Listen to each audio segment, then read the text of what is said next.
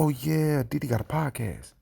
All right. So what I want to do right now is I want you to name your top 3 tracks that you have written and I guess sang on, and nobody else. Like, not records that you've written for other people. Your top 3 tracks. Love Culture, is it Love Culture, right? Yeah, Love Culture. I love that song. Thank you. I love that song. I've been listening to that song a lot. Oh wow, I appreciate it. I love that song. Absolutely. Yeah, Love Culture. I mean, Turn It Up, I think is number 1, probably. We Turn It Up with Jadakiss. Okay. I think that. And then the one that got away, people still talk about, that record that I put out. And then, yeah, Love Culture, Love Angel. Bet. Yeah. Bet. So, for everyone listening, if you want, 3 songs to kind of catch you up with your Johntà Austin artist education, then yeah, you start there. I bet. What do you think about cancel culture? What's your opinion? Do you have an opinion on that? I think it's, it's like any other thing. It can go too far. But it's not the first thing that can go too far. So, it can be effective, in proper context, but it can also just go a little too far, because I think that we are, it's difficult nowadays because we're living in real time, unlike any other time that we've lived, right? So a lot of times it's, back in the day, people have always said some things that they later regret, done some things that they that they later regret. And so I would like to believe that as a culture and as a, from a human race perspective, that we allow people the room to, make mistakes and then make amends for those mistakes. And not be so quick to, cancel people out. So I think, and I also think that, when people are busy living, it's like you kind of look over someone's life and you're just like, 30 years ago, they did blah, blah, blah. And it's like, man, that's crazy. Yeah. And it's like, if anyone does anything for 30 years, you're going to have some mistakes along the way. I promise you. Like this, right. It's impossible to do something for that long, or, now, yes, certain people make racist statements and, sexist or, homophobic statements, and those things are overt.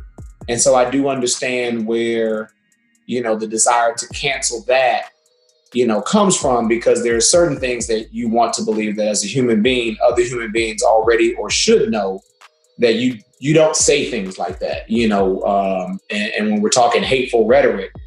But yeah, missteps here and there, I think we do have to be careful about just, the cancel culture. And especially sometimes when it comes from a place or from people who have not bothered to live themselves. Like, I haven't heard anyone say it from that perspective. Yeah, go start living yourself and spend a little less time monitoring someone else's life. If you are spending time on what you have to do for yourself, and let me live and let me see the world and let me, examine, things and find out things and make mistakes and have successes, and let me get busy about doing that. And when you're busy about doing that, you'll find that you have a lot less time to, critique and pull apart someone who's actually spending their time living.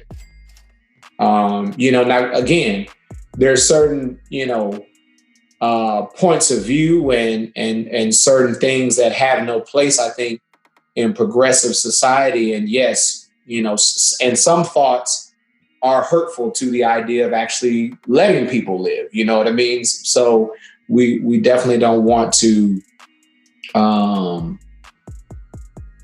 just allow hateful rhetoric to be out there. But I'm an older dude, so I just come from the time of, okay, if they said something hateful, I just don't have to deal with that person. But I'm also not going to give my energy figuring out how to derail someone else's life. It's just not worth that to me. Wow. You know what I mean? Wow. It's not worth my time and the time and effort that it takes to tear someone else's life down. Is time that I could otherwise be productive, helping someone, helping myself, helping my family. So, that's just what I would do.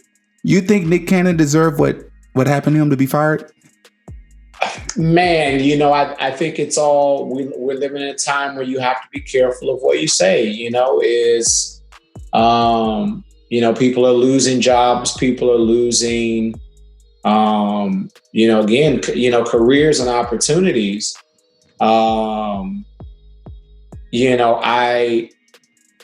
I think we just have to be careful about making sure that we don't offend. When we are making points, there's a way to, any point that is a valid point should be able to be made without insulting someone else. Before I go, I want to share this story with you because it's important to this point. I want your community to know that one of the coolest people I ever met was a transgender woman. And this is not a man that I knew that became a woman. This woman was trans when I met her. Lived in San Francisco. Daphne Dworman is her name. Turns out it was her dream to be a comedian, and I was her hero. It's very moving. I could not dislike somebody that felt that way about me. We became fast friends. And when I made that special Sticks and Stones, right as it was coming out, I happened to be in San Francisco and I wanted to do a show, but I needed an opening act. And I remembered that trans woman I'd met. Man, you should have seen her work. This bitch bombed for 45 minutes straight. And I am not exaggerating, young man. That show was terrible. Stunk.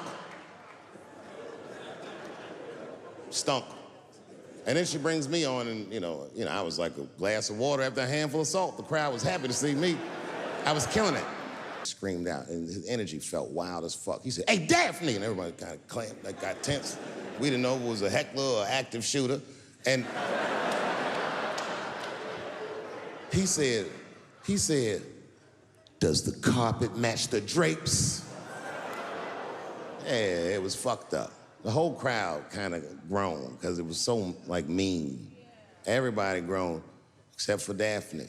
She kind of laughed, which was weird. And she didn't even look all the way back. She said, "Sir, I don't have carpets. I have hardwood floors." Just like that. Just like that.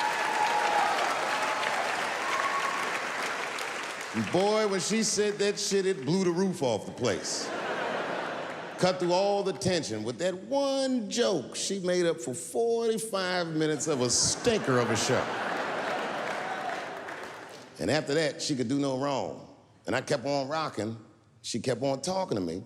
And then the show became something cooler than a show. It became like a conversation between a black man and a white trans woman, and we started getting to the bomber shit. All them questions that you think about that you'd be afraid to ask, I was just asking them, and she was answering them, and her answers were funny as shit. The crowd was falling out of their chairs.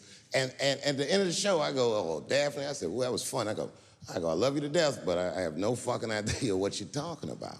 The whole crowd laughed, except for Daphne. Now she looks at me like I'm not her friend anymore, like I'm something bigger than me, like I'm the whole world and a guy. And she said, "I don't need you to understand me." I said, "What?"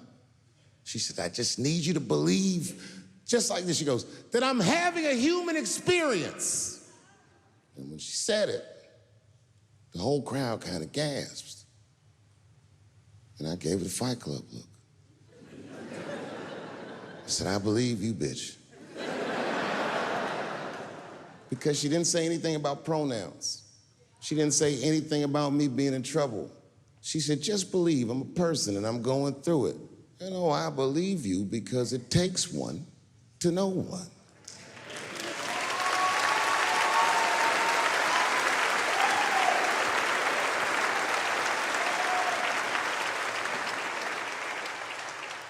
And if you have to insult someone else to make a point, you probably shouldn't say it. You may want to re-examine how valid that point is. If your point requires insulting someone else, then, you know, or phrasing something in a way that can be taken insulting. And Nick is a great guy. He's a nice guy. I truly don't think that he's the type of person that like wakes up and is like, today I'm going to piss someone off. Like that's not who Nick is. Right, and he's done a lot for a lot of people, man. What he's done for a lot of those people on Wild 'N Out, absolutely, man, he's fed a lot of people. One of the nicest guys that you're ever going to meet. Truly one of the nicest people you're going to meet. I feel like the backlash was deserved, but I honestly and truly feel like, come on, man, y'all fired him from I think it was Viacom, and I just feel like we went a little bit too far with the response. But I mean, I guess that it just is what it is, you know. That's the times we're in, yeah.